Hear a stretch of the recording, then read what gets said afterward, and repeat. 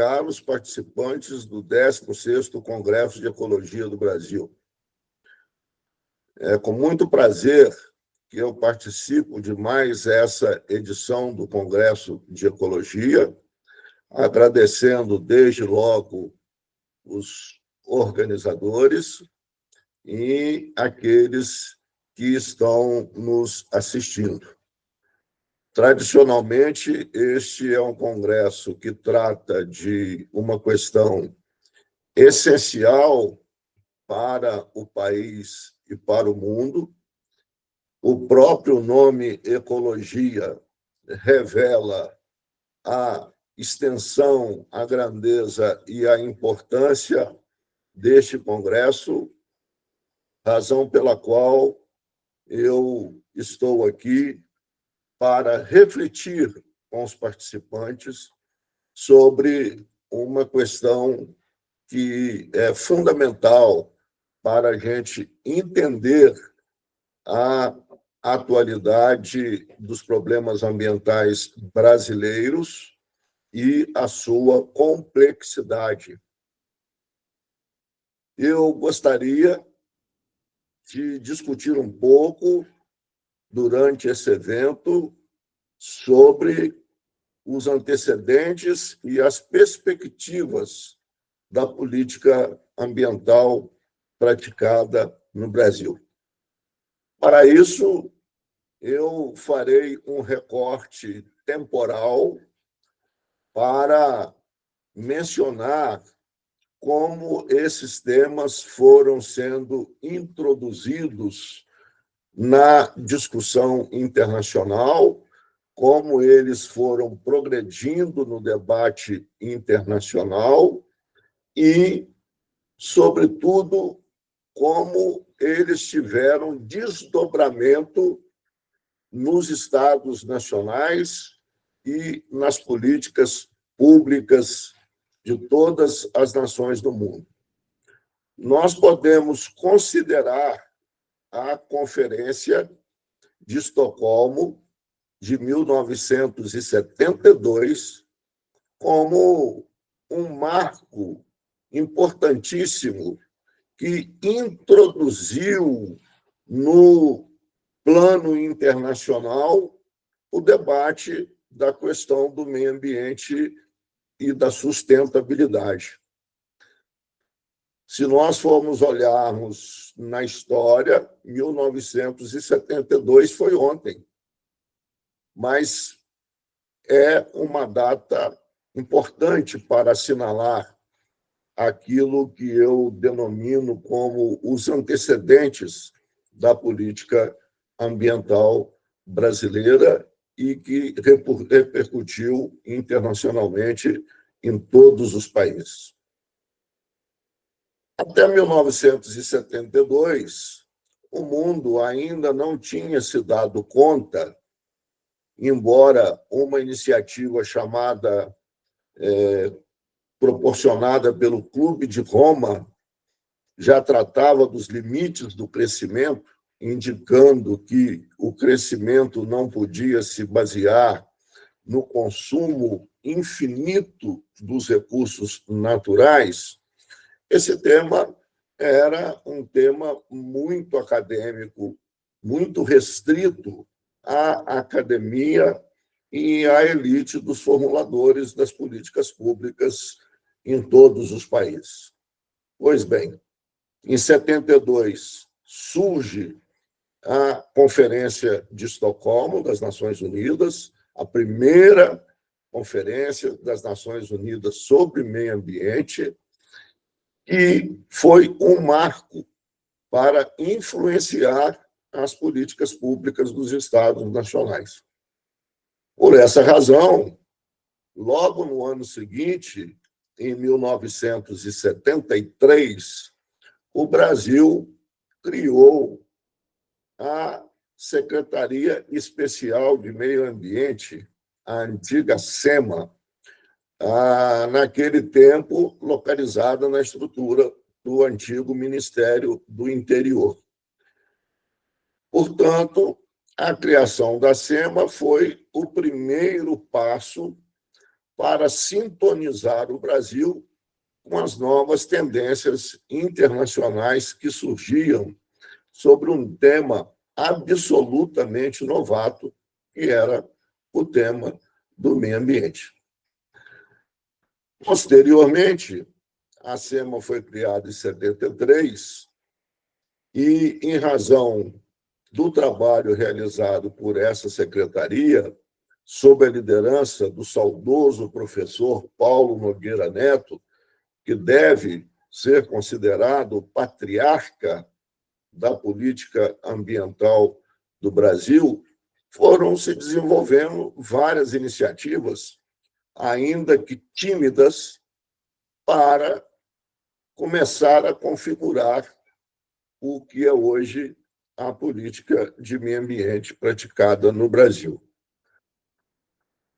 Em 1981, 8 anos depois da criação da SEMA, foi aprovada a lei que estabeleceu a Política Nacional de Meio Ambiente, a Lei 6.938. Um grande passo.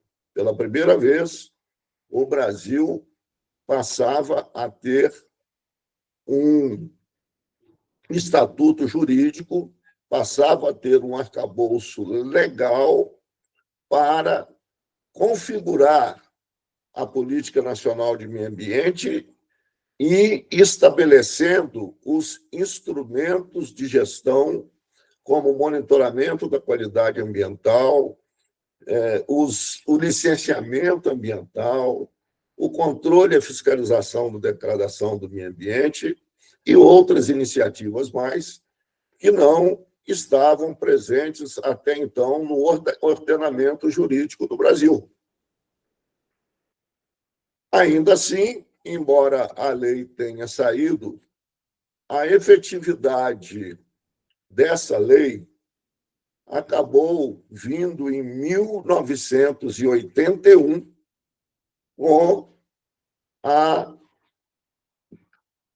com o estabelecimento da Resolução CONAMA 0186, e esta, sim, regulamentou a Lei 6.938 e deu sequência à sua implementação. É a Resolução 018 de 1980 e do CONAMA, de 1986, que criou os verdadeiros instrumentos que asseguraram a implementação da lei. Pois bem, aqui já há um ponto para a nossa reflexão. A SEMA foi criada logo em seguida à Conferência de Estocolmo, em 73. A nossa primeira Lei Nacional de Meio Ambiente surgiu em 1981 e a sua implementação só se deu em 1986. Então, vejam que o assunto continuava não tendo uma grande prioridade para a sociedade brasileira e para as autoridades brasileiras, porque entre a criação da SEMA em 1981 e a efetiva implementação da Lei Nacional do Meio Ambiente em 1986, se passaram praticamente 15 anos. Mas, de qualquer forma, o advento dessa resolução do CONAMA é um fato importantíssimo, porque é com ele que começa a prática do licenciamento ambiental no Brasil.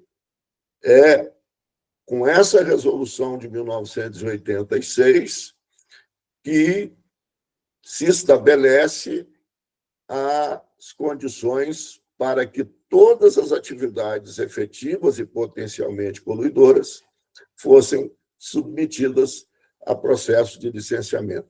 Aliás, eu disse 15 anos, mas, na verdade, entre a criação da SEMA em 73 e a resolução CONAMA de 86, passaram-se 13 anos. Muito bem. Eu queria agora também destacar para os nossos participantes algumas questões conceituais que são marcantes da Política Nacional de Meio Ambiente de 1981. Primeiro, ela estabeleceu um órgão colegiado de natureza normativa, que é o CONAMA, o Conselho Nacional de Meio Ambiente. E também criou o Sistema Nacional de Meio Ambiente, o denominado SISNAMA. São dois fatos, duas conquistas que precisam ser destacadas para o conhecimento da sociedade e para o melhor entendimento dos nossos participantes, porque com a criação de um órgão deliberativo como o CONAMA, com poder de deliberar sobre os padrões e normas de controle da poluição, o Estado brasileiro dá um salto em matéria de gestão colegiada e participativa, porque até então os conselhos das estruturas governamentais eram conselhos consultivos sem poder de deliberação, apenas opinativos. Então, aí nós temos uma conquista excepcional, que é, no meu entendimento, a semente da governança colegiada e participativa, que depois foi consagrada pela Assembleia Nacional Constituinte, que nos deu a Carta Magna de 1988. E essa é uma questão essencial. E por que ela é importante? Ela não é importante só por uma razão jurídica. Ela é importante porque, quando nós falamos de meio ambiente, é da fita que nós estamos falando. Nós estamos falando de direitos de última geração, de direitos difusos, de direitos coletivos.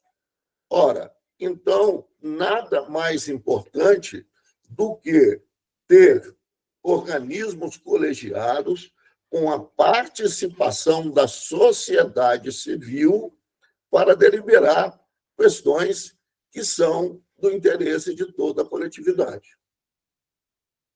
Do outro lado, das iniciativas modernizantes dessa legislação, é importante mencionar a estruturação do SISNAMA, do Sistema Nacional do Meio Ambiente, porque, como nós somos uma república federativa, já éramos uma república federativa em 1981, o país precisava de estabelecer um modelo de governança, um modelo de gestão que fosse aderente à nossa estrutura governamental, levando em conta o poder da União, dos estados e dos municípios.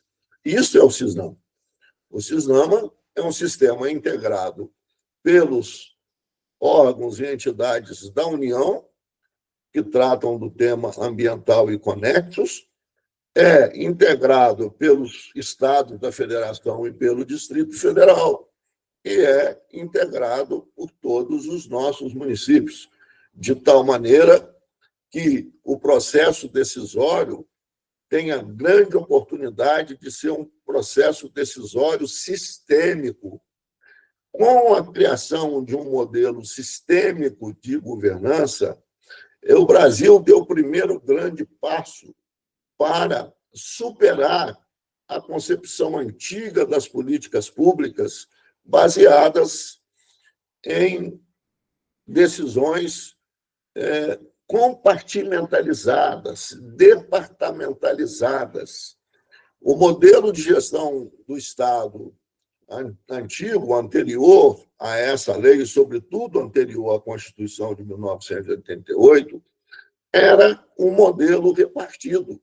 Por isso que as novas gerações certamente não ouvem e não acompanharam, mas aqueles da minha geração vão se lembrar de que nome a gente dava às instituições do Estado, eram chamadas repartições.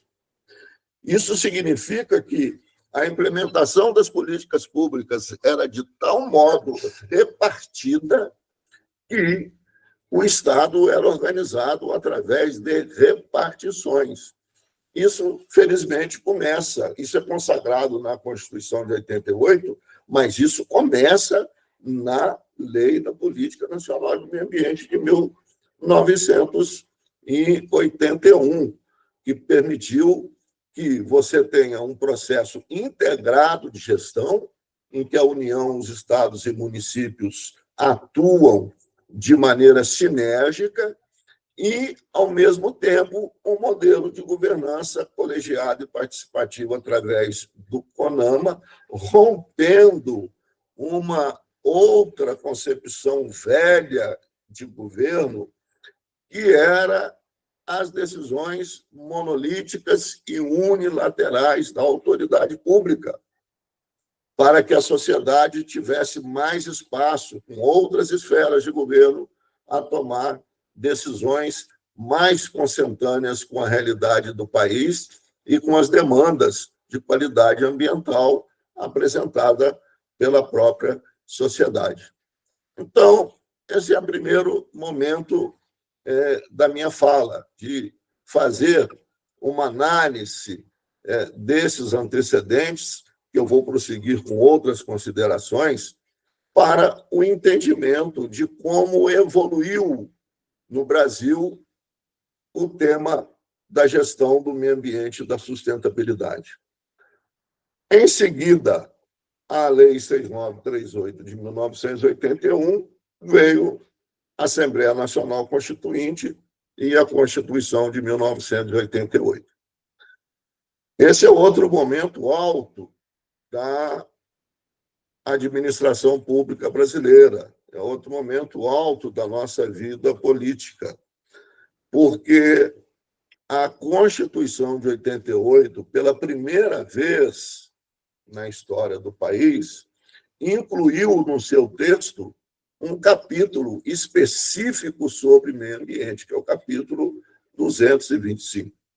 E, além de incluir um capítulo específico de meio ambiente, ele tratou da questão ambiental no capítulo da ordem econômica, tratou da questão ambiental no capítulo da organização do Estado brasileiro e em outros textos que reforça a importância do meio ambiente como um elemento essencial na formulação e na implementação das políticas ambientais do Brasil. Na sequência da Constituição de 1988, uma série de legislação infraconstitucional, de leis ordinárias e complementares, foram sendo estabelecidas para dar cumprimento ao mandamento estatuído na Constituição. É importante mencionar que a Constituição recepcionou a Lei 6.938, isto é, ela trouxe as principais diretrizes, os principais comandos da Lei 6.938 para o texto constitucional. Isso equivale a dizer que nós constitucionalizamos a lei de 1981, em 88, reforçando no Estado brasileiro, na Federação Brasileira, a importância da gestão do meio ambiente e, por óbvio, como mencionei, várias outras leis tiveram que ser criadas posteriormente para cumprir dispositivos que estavam e estão consagrados na Constituição. Daí surge a Lei Nacional de Crimes Ambientais. O Brasil se torna uma das primeiras nações do mundo a criminalizar os danos praticados contra o meio ambiente. Surge a lei que instituiu o Sistema Nacional de Gerenciamento de Recursos Hídricos, que foi um sistema criado na Constituição de 88. A Constituição de 88, ela recepcionou o Sistema Nacional de Meio Ambiente como parte da lei de 1981 e criou um novo sistema, que é o Sistema Nacional de Gerenciamento de Recursos Hídricos, que foi regulamentado pela Lei 9433, de 1977, a chamada Lei das Águas, que instituiu o Sistema Nacional de Gerenciamento de Recursos Hídricos. Outra conquista muito importante para o Brasil e para a modernização da nossa economia, tendo como fundamento o desenvolvimento sustentável e a proteção do meio ambiente. Eu diria que a Lei 9433 ela aprimorou a 6938 de 1981, porque determinadas questões muito avançadas que não entraram na lei de 1981, porque o ambiente político ainda não era de tal maneira sensível para assimilar algumas questões essenciais, essas questões acabaram sendo introduzidas no ordenamento jurídico brasileiro, na legislação brasileira, pela Lei 9433. E eu destaco aí como um fato importante para a nossa reflexão do 16º Congresso de Ecologia, a criação dos comitês de bacias hidrográficas, uma questão importante, ainda hoje não bem implementada no Brasil, como deveria, pela sua importância, mas uma novidade extraordinária para a modernização do Estado brasileiro.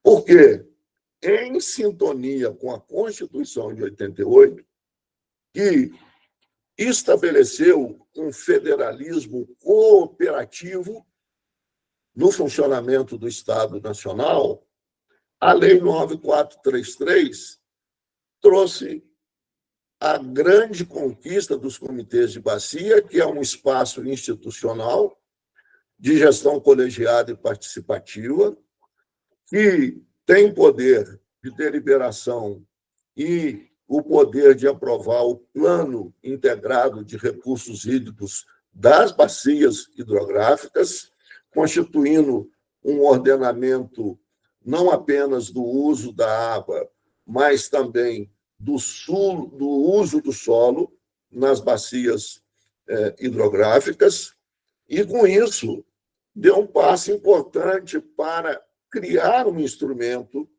de implantação do federalismo cooperativo.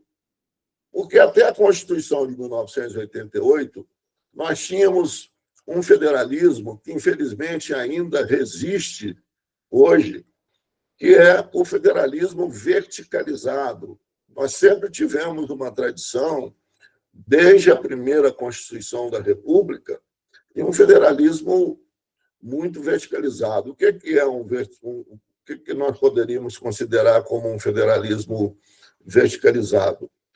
Aquilo que é intermunicipal, isto é, qualquer questão que afeta mais de um território municipal, 1, 2, 3 municípios, esse assunto passava a ser de competência estadual. E tudo o que fosse interestadual, tudo aquilo que dissesse respeito a mais de um estado, passava à competência federal.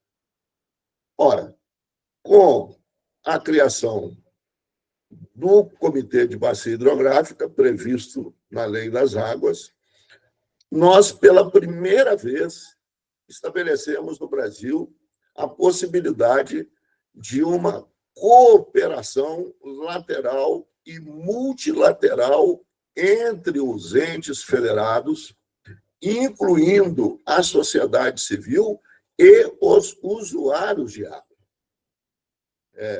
Essa é uma questão muito importante, que o Brasil precisa de usar de maneira mais diligente, no meu entendimento, para aperfeiçoar a gestão pública no Brasil. E, ao estabelecer a bacia hidrográfica como referência espacial para organizar a atuação do comitê e para orientar a elaboração do plano integrado de recursos hídricos e também para dirimir os conflitos pelo uso da água, na medida que nós caminhamos como estamos hoje em razão das mudanças climáticas para uma escassez severa de recursos hídricos, a tendência é de que nós tenhamos mais e mais conflitos pelo uso da água no Brasil. E na legislação brasileira, a primeira instância para resolver os conflitos pelo uso da água, ela é o comitê. Ao comitê de bacia está atribuída esta responsabilidade. Então, esse é um outro fator importante. A Lei 9433, em sintonia com a Lei 6938 de 81, traz também uma outra questão essencial para nós refletirmos, porque ela cria a denominada outorga de lançamento de efluentes. Então, até a Constituição de 88, a outorga era exclusivamente direcionada ao uso da água. Você tinha que ter uma outorga para captar qualquer volume de água num determinado curso d'água ou para fazer um poço artesiano. Pois bem, surge também, então, a outorga de lançamento. Então, além da outorga para captar a água num determinado curso d'água, você tem que ter outorga de lançamento. No momento da outorga de lançamento, em sintonia com o licenciamento ambiental, que também atua sobre a qualidade das águas, esse é o momento que a legislação oferece ao poder público e à sociedade a possibilidade de melhorar a qualidade das águas dos nossos rios, que, infelizmente, continua péssima, porque esses instrumentos, ao longo do tempo, não vêm sendo implementados com a prioridade e com a intensidade que seriam necessários. Dito isso, eu avanço mais um pouco para mencionar outras iniciativas relacionadas à política de meio ambiente do Brasil e tem a ver com a lei que criou o Sistema Nacional de Unidades de Conservação. Outra questão importantíssima para o país. Nós temos mais de 10% do território brasileiro protegido através de unidades de conservação, pelo menos deveriam estar protegidos, porque as instituições responsáveis pela administração dessas unidades, tanto na esfera federal quanto na esfera estadual e municipal, não têm a estrutura, nem os recursos orçamentários, financeiros e, sobretudo, recursos humanos em quantidade e qualidade suficiente para gerir esse extraordinário patrimônio do povo brasileiro, mas, de qualquer maneira, não podemos negar que o advento do Sistema Nacional de Unidade de Conservação, juntamente com o Sistema Nacional de Meio Ambiente e o Sistema Nacional de Gerenciamento de Recursos Hídricos, constituem leis estruturantes para assegurar a melhor qualidade ambiental do nosso país. Isso, até agora, refletindo com vocês sobre o avanço que nós tivemos no Brasil em relação à legislação, ao arcabouço legal da política ambiental brasileira. Agora, eu gostaria rapidamente de fazer uma análise do arcabouço institucional. Não basta ter a melhor legislação do mundo se não existir instituições organizadas, capacitadas, aparelhadas para fazer com que a lei seja cumprida. E esse é um problema brasileiro grave, não só apenas na área do meio ambiente. Nós temos leis extraordinariamente avançadas que, na verdade, perdem a sua eficácia por falta de meios de implementação. É o caso, infelizmente, ainda hoje, das políticas que eu mencionei aqui. O Sistema Nacional do Meio Ambiente está sucateado pela falta de recursos humanos, de recursos financeiros, idem o Sistema Nacional de Gerenciamento de Recursos Hídricos e também o Sistema Nacional de Unidades de Conservação. Nós temos unidade de conservação na Amazônia, com tamanho equivalente ao estado de Sergipe, que não tem uma dezena de servidores. Isso revela bem as dificuldades que nós estamos enfrentando e que eu quero explorar um pouco ao falar das perspectivas diante desse quadro de antecedentes que eu estou discutindo com vocês. Então, nós, no plano institucional, tínhamos a SEMA, que eu já mencionei, era uma instituição muito embrionária, e assim ela foi até 1989, quando o Brasil deu o primeiro grande salto para melhorar a sua organização institucional com a criação do IBAMA.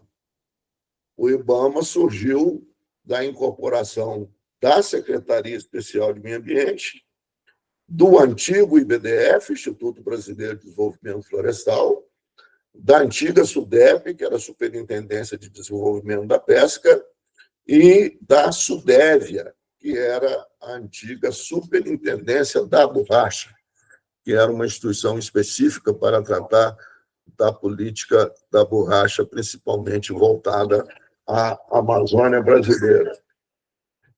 Pois bem, nós com isso, veio o IBAMA, isso provocou em desdobramento um primeiro passo para a criação de órgãos ambientais nos estados, os estados foram se aparelhando, mas aí é um ponto que merece uma reflexão, a necessidade do fortalecimento institucional dos órgãos e entidades que operam a política ambiental brasileira. O Instituto Chico Mendes, que surgiu para gerir as unidades de conservação, é uma entidade fundamental, importantíssima, responsável por gerir, como eu mencionei aqui, um pouco mais de 10% do território brasileiro. Ele, obviamente, não tem a capilaridade, não tem a estrutura e não tem as condições necessárias para fazer aquilo que é necessário fazer para proteger o patrimônio natural brasileiro constituído pelas nossas unidades de conservação. Nesse mesmo tom, o IBAMA ainda agora se discute, a ministra Marina Silva busca realizar concurso público para essas instituições, para o ICMBio, para o Instituto, o IBAMA e para o Serviço Florestal Brasileiro, mas ainda assim, muitas e muitas outras iniciativas de ampliação do quadro funcional será necessária para que essas instituições tenham as condições minimamente para operar a sua responsabilidade como gestores do meio ambiente e dos recursos naturais renováveis do Brasil. Nós podemos seguir mencionando a criação da Agência Nacional de Águas, relativamente recente, do ano 2001, que veio para implementar o Sistema Nacional de Gerenciamento de Recursos Hídricos, que tinha sido criado em 77. Era fundamental que a administração federal tivesse uma instituição que pudesse coordenar o Sistema Nacional de Gerenciamento de Recursos Hídricos, assim como o IBAMA faz em relação ao Sistema Nacional de Meio Ambiente, e o Instituto Chico Mendes em relação ao Sistema Nacional de Unidades de Conservação. Então, veio a criação da ANA, uma iniciativa muito importante que melhorou as condições do Estado brasileiro em operar os instrumentos de conservação do nosso rico patrimônio natural. A mesma coisa acontecendo nos estados que, em reflexo da decisão federal, começaram a organizar os seus órgãos e as suas entidades de gestão de recursos hídricos. Mas também é preciso explicitar e reconhecer com limitadas condições operacionais pela falta de meio, como eu estou colocando à nossa discussão.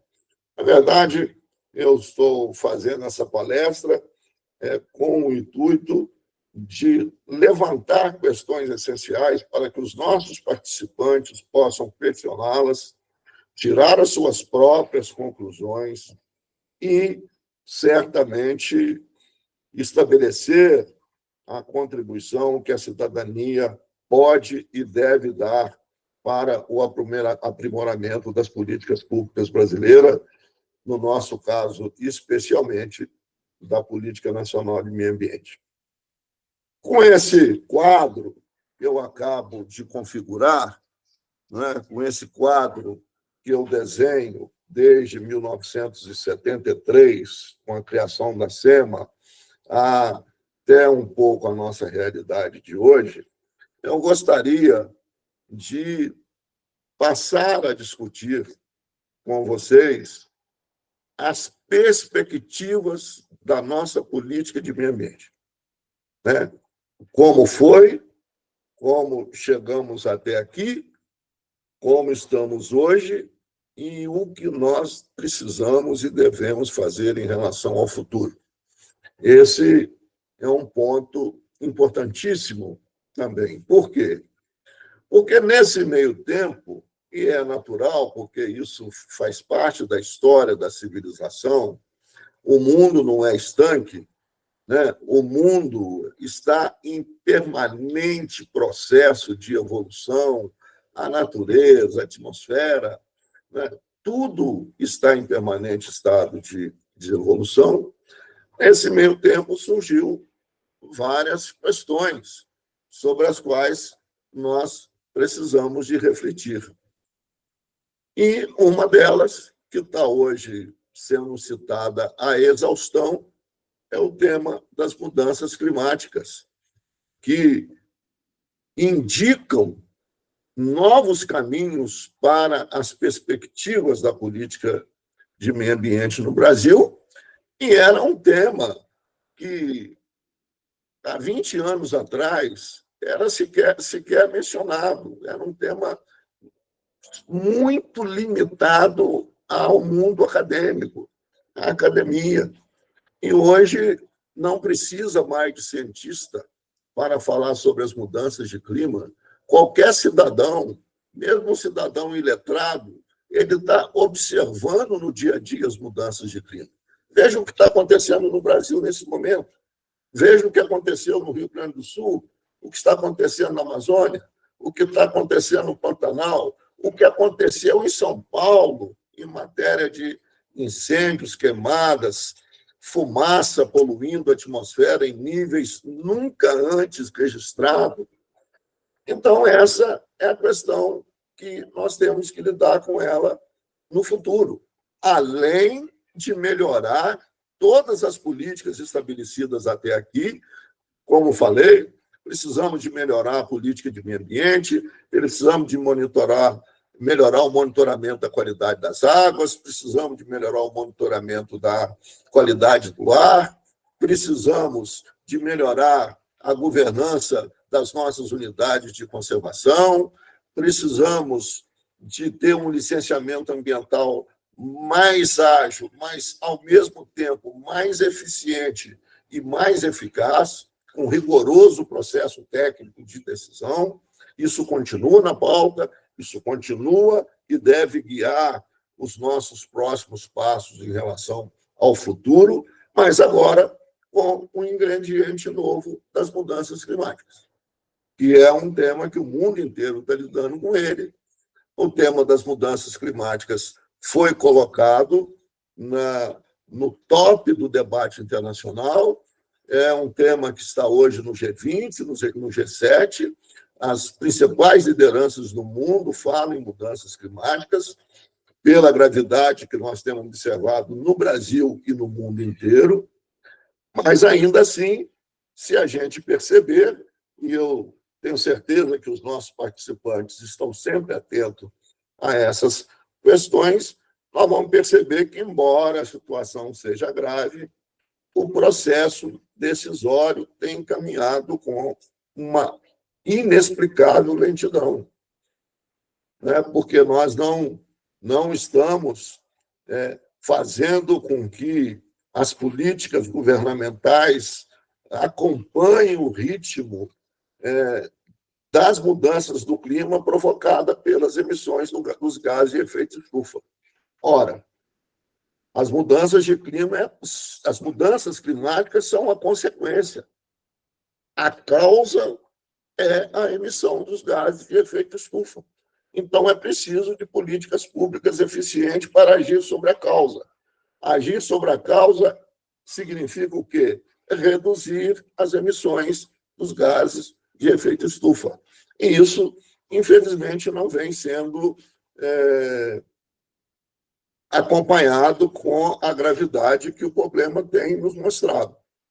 Esse é um problema em relação ao futuro. Mas eu tenho um ponto de vista que gostaria de trazer à discussão com vocês, gostaria que vocês refletissem sobre ele, que é também um ponto sobre o qual é importante pensar.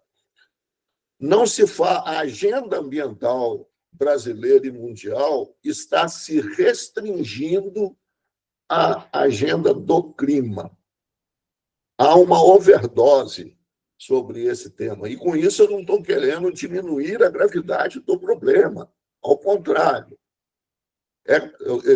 Eu quero realçar a gravidade do problema das mudanças de clima, mas nós temos que ter cuidado para que toda a agenda ambiental nacional e global não se restrinja à agenda de clima, porque nós temos vários outros problemas ambientais que não dependem da agenda de clima.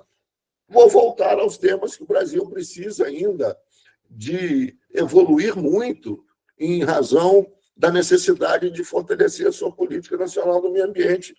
Melhorar as condições de operação dos órgãos ambientais não tem nada a ver com mudança de clima. Melhorar as condições de gestão das nossas unidades de conservação não tem a ver com política de clima. Melhorar a eficácia e eficiência do licenciamento ambiental das atividades efetivas e potencialmente poluidoras não tem nada a ver com a agência do clima. Então, é bom ficar atento a essas questões.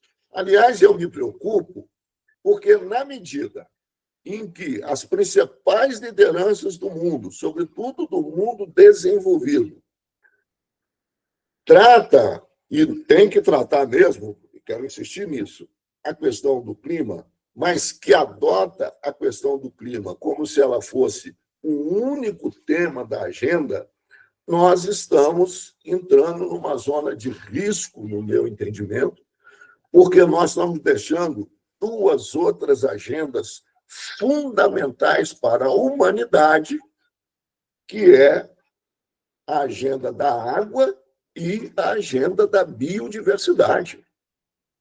Temos que ter clareza sobre isso, meus amigos e minhas amigas. Nós temos agendas importantes da água e da biodiversidade, cuja proteção, cuja conservação tem interligação com a mudança de clima, mas cuja solução dos problemas que existem hoje não dependem exclusivamente da agenda de clima. Vamos pegar, por exemplo, poluição das águas. Hoje, o que mais contribui para a poluição das águas interiores do Brasil é o lançamento in natura de esgoto sanitário sem tratamento nos corpos d'água. É uma vergonha. Não é razoável que um país que já é hoje a 8ª economia do mundo ainda lance mais de 50% do esgoto sem tratamento nos cursos d'água e que ainda não conseguiu chegar a mais ou menos 70% da coleta do esgoto nos domicílios. Isso é um dado vergonhoso para uma nação que é a 8ª economia do mundo. Isso não vai resolver com a mudança do clima. Isso é o que eu quero dizer. Não quero diminuir a importância, a emergência da agenda climática, mas quero explicitar claramente que outras agendas fundamentais para a sobrevivência da humanidade têm que continuar merecendo a prioridade necessária. Eu falei do lançamento dos esgotos in natura, principalmente no Brasil, nos cursos d'água. Outra questão que nós podemos falar sobre a poluição das águas, a poluição marinha, né? A quantidade de plástico que tem hoje no mar, uma poluição global, em todos os mares, em todos os oceanos, cada dia mais lançando mais efluentes poluidores nos mares e nos oceanos. Isso é uma questão específica cuja solução não depende da agenda de clima. Então, são questões essenciais, como a agenda da biodiversidade, o controle do desmatamento, que afeta de maneira totalmente degradante o meio ambiente, que destrói o nosso riquíssimo patrimônio florestal, a nossa fauna, né? As florestas e a cobertura vegetal são os lares dos animais silvestres. Isso está sendo destruído. Né? Está sendo destruído por causa de mudança de clima? Não.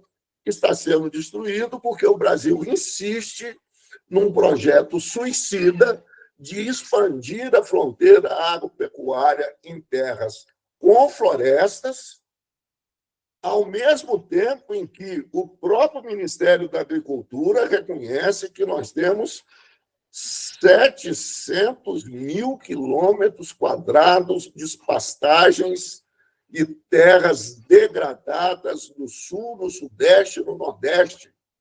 Isso equivale a um estado quase do tamanho de Minas Gerais, com 70 milhões de hectares, que poderiam estar sendo reincorporados à produção agropecuária sem necessidade de novos desmatamentos. Pelo contrário, que deve ser reincorporado à produção agropecuária com a restauração florestal das áreas de preservação permanente, das reservas legais e das áreas degradadas de produção hídrica, que são as áreas essenciais.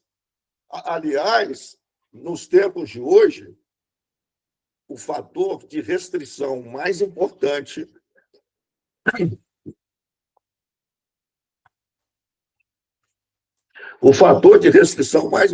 da agricultura e da pecuária no Brasil e no mundo não é mais terra, é água. Esse é o fator de restrição da agricultura e da pecuária, né, em todos os países, principalmente nos países tropicais. Então, nós temos que levar isso em consideração. Então, é muito importante estimular, criar condições, incentivos para os agricultores e produtores rurais que estão com 700 mil quilômetros quadrados de terras degradadas a fazer a recuperação e retomar o processo da produção agropecuária nessas áreas do que continuar expandindo a fronteira agrícola em terras de florestas, que podem ter outra serventia para o Brasil. E, ao mesmo tempo, criar incentivos para as pessoas que vivem na floresta, principalmente na Amazônia. Nós também não podemos desconsiderar que existe mais de 20 milhões de compatriotas nossos morando na Amazônia que precisam de ter políticas inteligentes de geração de renda e emprego que não seja exclusivamente com o desmatamento, com o garimpo ilegal e com a grilagem de terra. Esses são os pontos que eu ponho na perspectiva futura. Essas são as questões que estão na mesa para guiar a política ambiental brasileira em relação ao futuro imediato e ao futuro próximo. Porque nós não podemos continuar convivendo com essas questões.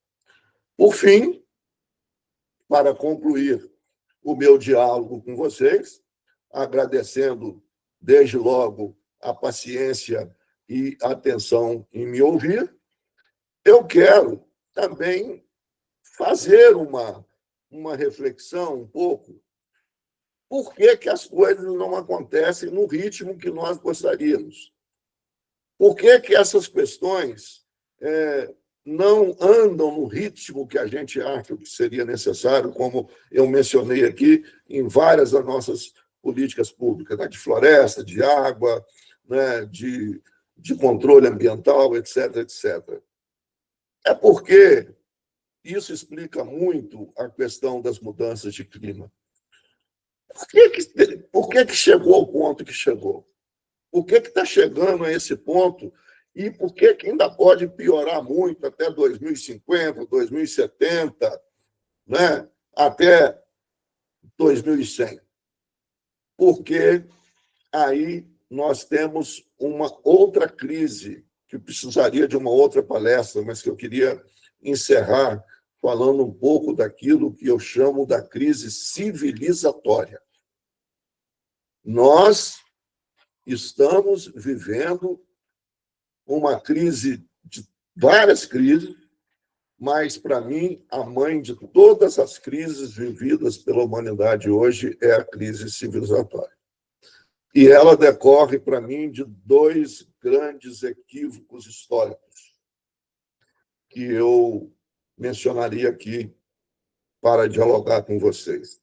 Primeiro, o grande equívoco da inesgotabilidade dos recursos naturais. Gerações e gerações, desde os nossos ancestrais, foram criados com o falso mito da inesgotabilidade dos recursos da natureza. Como se a gente pudesse utilizar todos os recursos e que isso continuaria do mesmo modo. Isso era natural quando tinha 1 bilhão de pessoas na Terra, 2 bilhões, 3 bilhões. Mas a gente esquece, raramente vocês veem no debate, eu quero chamar a atenção para esse ponto, raramente a gente vê no debate da problemática ambiental a questão demográfica. Por quê? Nós tínhamos, em 1960, para pegar um corte relativamente recente, na história, na escala geológica e na história da civilização, 1960 foi ontem. Em 1960, o planeta tinha 3 bilhões de habitantes. 3 bilhões de habitantes. Hoje, nós estamos com 8 bilhões de habitantes. Em 60 anos, em apenas 6 décadas, o planeta passou de 3 para 8 bilhões de habitantes, mais do que dobrou. E aí eu chamo a atenção, no mesmo planeta. O planeta é o mesmo. A disponibilidade de terras férteis para a agricultura continua a mesma ou está diminuindo em razão da degradação, do sobreuso. Os mares são os mesmos, mas os recursos pesqueiros estão diminuindo em face do sobreuso. né? Os rios, tudo, nós temos, o planeta é o mesmo. Só que no mesmo planeta que já morou 2, 3 bilhões de pessoas, hoje moram 8 bilhões de pessoas, com o aumento do consumo. E todo mundo quer ter o padrão de consumo de um cidadão norte-americano. Então, essa é uma questão que nós temos que colocar, né, para orientar o nosso debate, para a gente orientar a nossa compreensão sobre os problemas existentes. E vamos convir, nós que somos brasileiros, que achamos que a gente sempre resolve os graves problemas com algum jeitinho, vamos ser sinceros, não dá para fazer puxadinho no planeta. É impossível. É nesse planeta que nós vamos ter que viver, a menos que a alta tecnologia descubra a possibilidade de viver em outros planetas, ou vida em outros planetas. Mas essa, certamente, não é a solução, nem de curto, nem de médio, nem de longo prazo, na visão, na escala da história da civilização. Então, essa é uma questão que eu coloco. Esse mito da inesgotabilidade criou a cultura da abundância. A cultura da mudança nos levou à cultura do desperdício. E, com isso, eu chego à opinião que é minha, que sem mudanças nos padrões de consumo da sociedade, da civilização contemporânea, não teremos soluções para esse gravíssimo problema, inclusive para o problema do aquecimento global e das mudanças do clima. Levando em conta que nós já estamos no sobreuso dos recursos naturais, esses 8 bilhões de pessoas já consomem mais recursos naturais do que o planeta é capaz de regenerar naturalmente, levando em conta, vejam bem, que 1 bilhão de pessoas no mundo vivem abaixo da linha da pobreza com menos de $2 por dia. Isso significa que nós temos 1 bilhão de pessoas fora do mercado de consumo. Então, nós já estamos consumindo, além da capacidade de regeneração do planeta, com 1 bilhão de pessoas praticamente não consumindo nada, que sequer podem ter uma refeição por dia. Temos que colocar isso na mesa para os nossos debates. E, finalmente, o outro mito que eu menciono, que contribuiu com o mito da inesgotabilidade para chegar ao estado de coisas que nós vivemos hoje. O mito da hegemonia dos homens sobre a natureza. O mito da hegemonia dos humanos na natureza. É muito comum no debate com pesquisadores, cientistas, gente simples, como do povo, usar sempre a expressão nós e a natureza. A partir daí, meus caros, meus amigos e minhas amigas, o debate já começa absolutamente equivocado, absolutamente errado. Não existe nós e a natureza. Nós somos a natureza. Nós não conseguimos sobreviver sem os demais seres vivos e sem o meio físico que nos cerca. E continuamos na cegueira de achar que nós somos donos das criaturas. Deus não fez o homem para ser dono das criaturas. Nós somos parte da criação e não dono das criaturas. Então, é com essa reflexão final que eu gostaria de concluir esse agradável bate-papo que estou tendo com vocês, ainda que por via online. Gostaria de fazer isso de maneira presencial, mas espero ter contribuído para que os que estão nos assistindo podem sair desse evento com algumas ideias para pensar a respeito da política ambiental brasileira, do que tem sido, do que foi feito, do que tem sido feito e, sobretudo, daquilo que precisamos de fazer no futuro em relação às novas perspectivas. Muito obrigado pela atenção de vocês.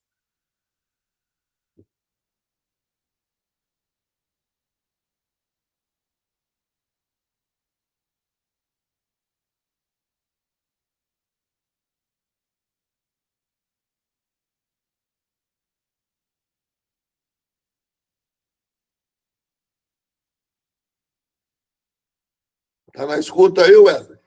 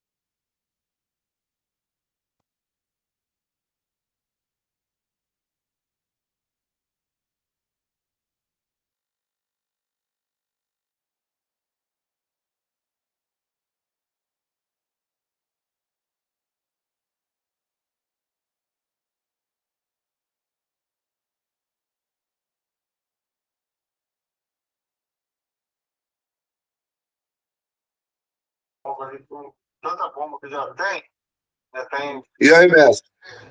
Disponível aí?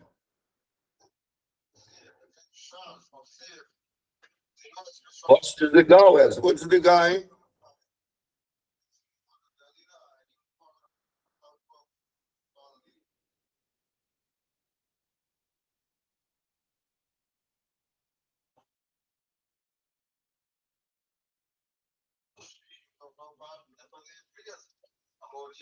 Então faz.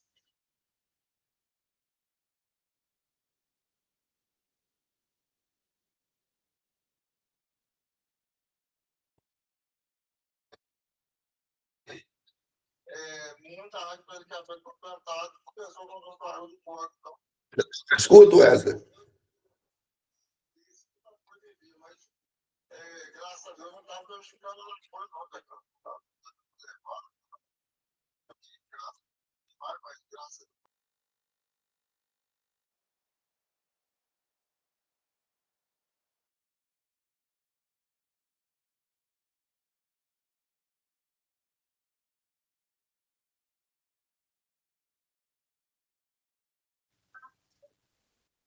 Caraca, me paga mais.